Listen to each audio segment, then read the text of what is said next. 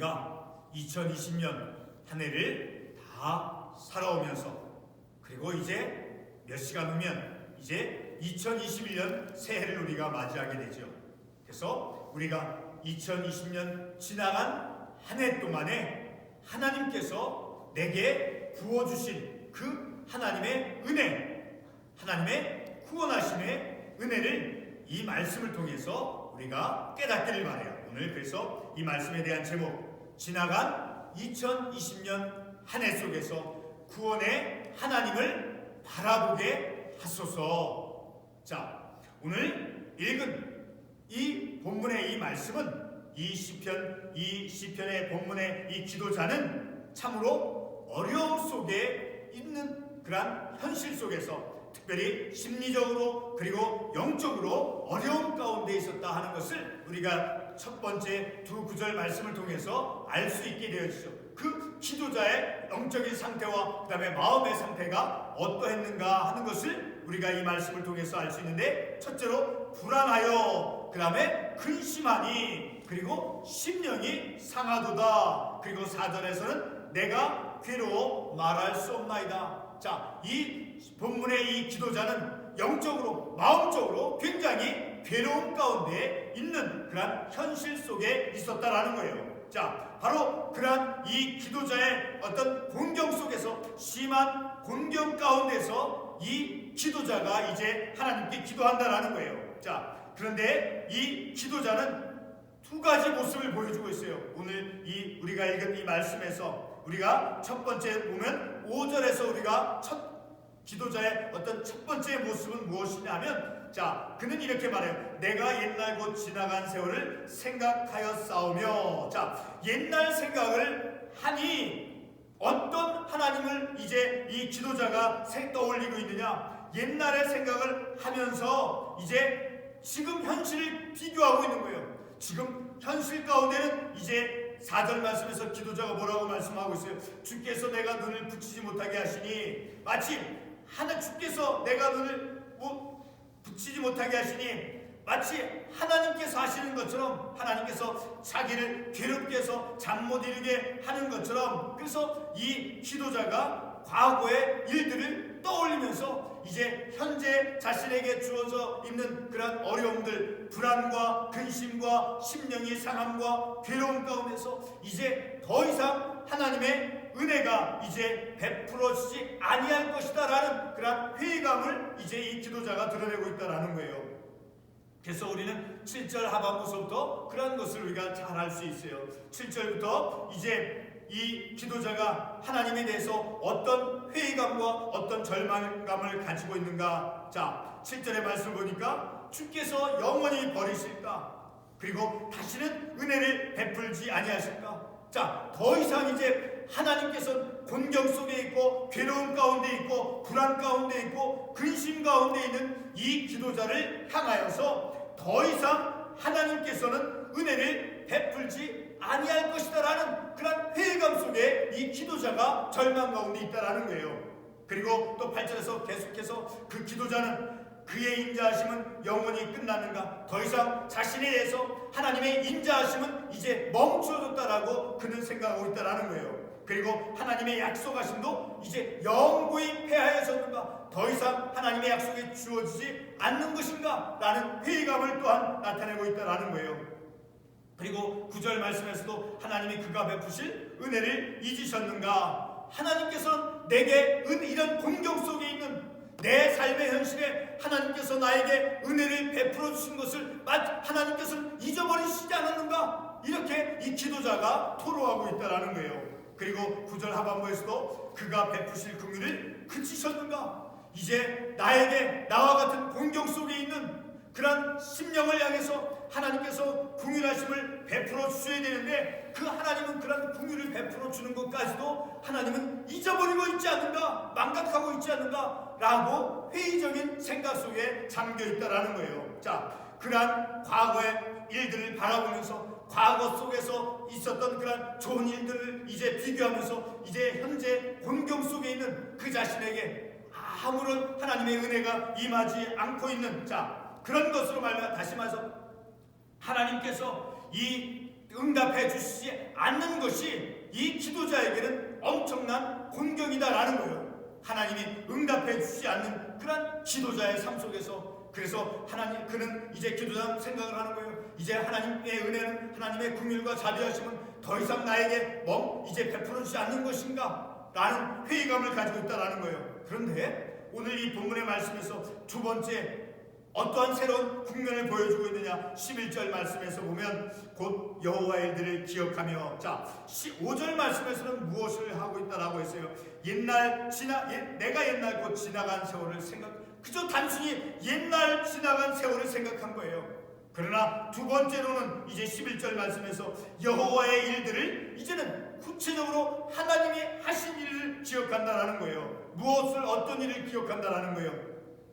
주께서 옛적에 행하신 기이한 일을 기억한다라는 거예요. 자, 그러니까 그런 절망적인 상황 속에서 6절에서부터 9절까지 그 절망 속에 있었잖아요. 그런 절망적인 그런 현실의 상황 속에서 이제 이 기도자는 이제 옛적에 하나님께서 행하신 구원의 일들을 기억하고 떠올리고 있다라는 거예요. 그것이 큰 차이점이다라는 거예요. 첫 번째 그 기도자의 태도 속에서는 그저 과거에 있었던 좋은 일들과 비교해서 현재 하나님께서 응답해 주지 않는 것에 대해서 하나님의 은혜도 멈췄구나, 하나님의 긍휼하심도 멈춰졌구나, 이제 더 이상 하나님이 약속도 해주지 않는구나. 자, 그런 절망 속에서 이 기도자는 무엇을 새롭게 가지고 있느냐? 바로 하나님께서 옛적에 행하신 그 기이한 일을 떠올리고 있다라는 거예요. 이것이 기도자에 있어서 아주 변화되어진 그런 특별한 모습임을 이 말씀을 통해서 깨닫게 되어지는 거예요. 그래서 그 하나님의 기이한 일, 옛적에 하나님께서 하신 기이한 일을 생각하면서 이제 그의 탄식이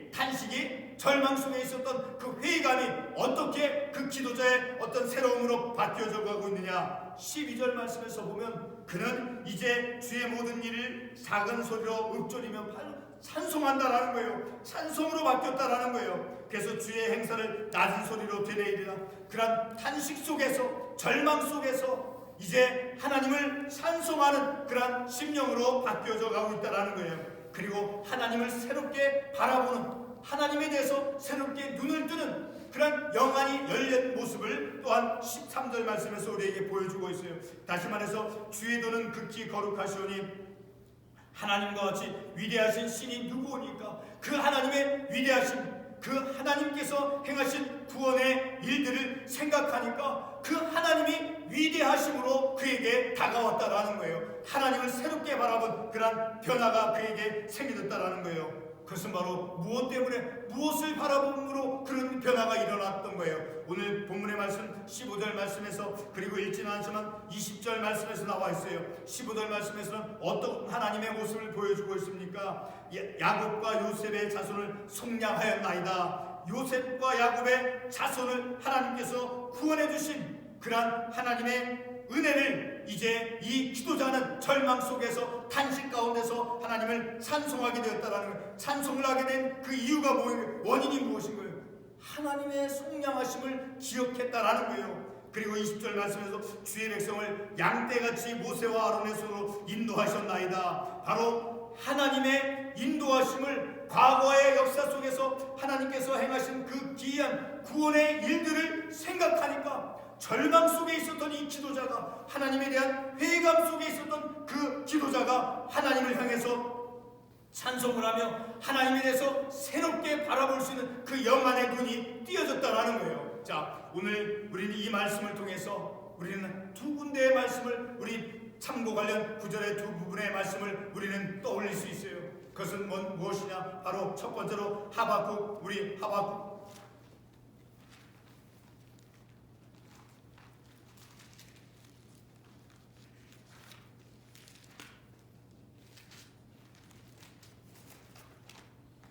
하박국 3장 17절 18절을 우리가 같이 한번 읽어보겠습니다.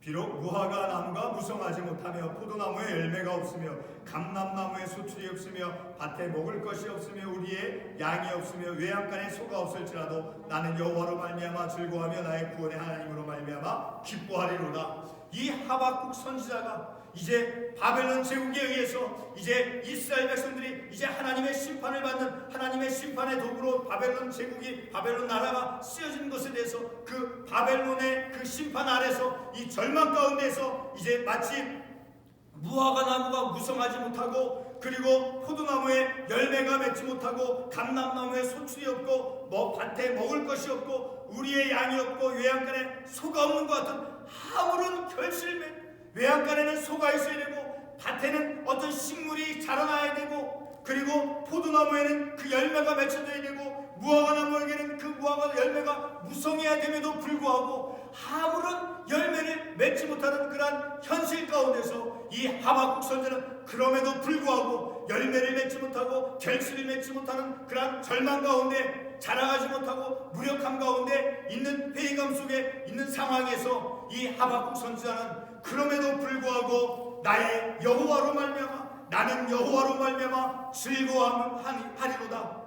나의 구원의 하나님으로 말미암아 기뻐하리로다라고 이 하박국 선지자가 말씀하고 있다는 거예요. 아무것도 없는, 아무런 열매를 맺지 못하는, 자라가지 못하는, 성장하지 못하는, 열매를 거두지 못하는, 무언가 계획을 해나고 그 계획에 대한 열매를 맺지 못하는 그런 현실들 가운데서도 기뻐할 수 있고 소망 가운데 있을 수 있는 것은 바로 이 구원의 하나님으로 말미암아, 나를 구원해 주시는 그 하나님으로 말미암아 그 아무것도 없고 가난할 수밖에 없어요. 절망할 수밖에 없어요. 병들 수밖에 없어요. 하나님의 진노 아래 있을 수밖에 없어요. 왜? 죄 가운데서, 죄 속에서 삶을 살아가는 인생이기 때문에. 그럼에도 불구하고 그런 죄 속에서, 그런 절망 속에서 아무것도 맺지 못하는, 결실을 맺지 못하는 그런 무력함 속에서 하나님의 그 구원하심으로 말미암아 기뻐하리로다, 이 하박국 선지자의 말씀을 우리가 기억함을 통해서 이제 오늘 이 본문의 말씀 속에서 하나님의 속량하심과 하나님의 인도하심으로, 그래서 하나님의 그 위대하심을 바라보게 되어지고, 그리고 그 하나님을 찬양할 수 있게 되어짐과 같이 우리는 하나님의 구원하심을 바라볼 수 있는 그러한 내 영안의 눈이 말씀을 통해서 띄어져야 된다는 거예요. 또 한 군데 우리가 말씀을 보겠습니다. 예레미야 애가의 말씀을 가보겠습니다. 예레미야 애가의 말씀을 보면 예레미야 애가 3장 17절에서부터 20절의 말씀을 읽겠습니다. 예레미야 애가 3장 17절에서부터 주께서 내 심령이 평강에서 멀리 떠나게 하시니 내가 복을 잃어버렸으며 스스로 이르기를 나의 힘과 여호와께 대한 내 소망이 끊어졌다 하였도다. 내 고초와 재난 곧 쑥과 담적을 기억하소서. 내 마음이 그것을 기억하고 내가 낙심이 되오나. 자, 이 예레미야 애가 이 예루살렘 성이 바벨론에 의해서 포로잡혀가서 그 성읍과 성전이 파괴되어짐 속에서 이 절망 가운데 있는, 그래서 이제 아무런 희망을 찾아볼 수 없는, 그래서 마치 하나님께서 17절에 주께서 내 심령이 평강에서 멀리 떠나게 하시니, 마치 오늘 본문의 말씀에서 이 기도자가 하나님께서 주께서 내가 눈을 붙이지 못하게 하시니 내가 귀로 말할 수 없다라는 그런 말씀과 같이, 마치 하나님께서 하신 것 같이 나는 소망이 끊어졌다, 여호와께 대한 소망이 끊어졌다, 아무런 살만한 희망을, 어떤 삶의 근거를 찾을 수 없어요. 그래서 이 19절의 말씀, 고초와 재난 곧 쑥과 담적을 기억하고, 그 쓰디쓴 고초, 재난, 쑥, 담적, 그러한 것이 내 인생이다라는 것을 이 예레미야에게서 말씀을 해주면서, 그래서 내 마음이 그런 것을 기억하고 내가 낙심이 되오나, 내 마음이, 내 인생이 고초와 같이, 재난과 같이, 쑥과 같이, 담죽과 같이 쓰디쓴 내 인생이 되어서, 그래서 내가 낙심이 되고 절망이 되오나, 그러나 그 절망할 수밖에 없는 그 현실 속에서 절망하는 것이 아니라 오히려 21절 말씀에서 이것을 내가 내 마음에 담아두었더니 그것이 오히려 나의 소망이 되었사오며, 그런 쓰디쓴 그 아픔을 내가 그 마음속에, 내 마음속에 두고 기억해 보았는데 오히려 그것이 나에게 소망이 됐다는 거. 왜? 이유가 뭐예요? 바로 22절 말씀에서 여호와의 인자와 긍휼이 무궁하심으로 우리가 진멸되지 아니한다. 자, 하나님의 인자와 긍휼이 무궁하시기 때문에 그렇게 내 인생이 고초와 같고 재난과 같고 쑥과 같고 담죽과 같아서, 그래서 내 삶이, 내 인생이, 내 생각이 낙심이 되고 절망할 수밖에 없고 내 소망이 하나님께 대한 어떤 소망이 있을 수 없고, 그러나 하나님의 인자와 긍휼이 무궁하심으로 우리가 진멸되지 않는다는 거예요. 하나님의 인자하심과 긍휼하심은, 자, 우리가 말씀을 한 군데 더 찾아봄을 통해서 이 말씀을 더 자세히 이해를 해보겠어요. 우리 이사야 49장 14절과 15절 말씀, 이사야 49장 14절과 15절 말씀을 읽어보겠습니다. 오직 시온이 이르기를 여호와께서 나를 버리시며 주께서 나를 잊으셨다 하였거니와 여인이 어찌 그 젖 먹는 자식을 잊겠으며 자기 태에서 난 아들을 긍휼히 여기지 않겠느냐. 그들은 혹시 잊을지라도 나는 너를 잊지 아니할 것이다. 자, 하나님, 이 본문, 오늘 시편의 본문에서 이 기도자는 마치 하나님께서 자신을 괴롭게 만들었다라고 이제 탄식을 하고 있어요. 그리고 아까 에레미야 에가의 말씀에서도 어떻게 말씀하고 있어요? 에레미야 에가서의 말씀을 통해서, 자, 하나님께서 주께서 내 심령이 평강에서 멀리 떠나게 하시니 내게 복을 내어버렸으며 하나님께서 내게 평안을 주지 않았다. 그리고 오늘 본문 시편의 말씀에서 하나님께서 나를 괴롭게 하셨다. 자, 그런데 하나님의 마음은 어떤 하나님이에요? 아까 우리가 말씀드렸듯이 하나님의 마음은 그의 인자와 그 긍휼하심이 어떻다라고 해서 무궁하다라고 했어요. 그리고 이사야 49장 말씀에서 주께서 나를 잊었다 하였거니와, 자, 그러나 여인이 어찌 그 젖 먹는 것을 잊겠으며 태에서 난 아들 긍휼히 여기지 않겠네. 그들은 혹시 잊을지라도 세상에서 인간적인 사람, 인간적인 어떤 우리의 마음들은, 육신적인 어머니는 그 자식을 잊어버릴 수 있을지라도, 그러나 나는 너를 잊지 아니할 것이다. 하나님께서는 그의 자녀를 결코 잊지 아니하신다라고 말씀해주고 있다라는 거예요. 오늘 우리가 이 본문의 말씀을 통해서 우리 2020년 한 해 참으로 많은 어려움들이 있었죠. 전 세계적으로 이 코로나 바이러스로 인해서, 전염병으로 인해서 얼마나 많은 사람들이 죽어갔어요. 그로 인해서 우리의 어떤 그 삶의 환경들이 많은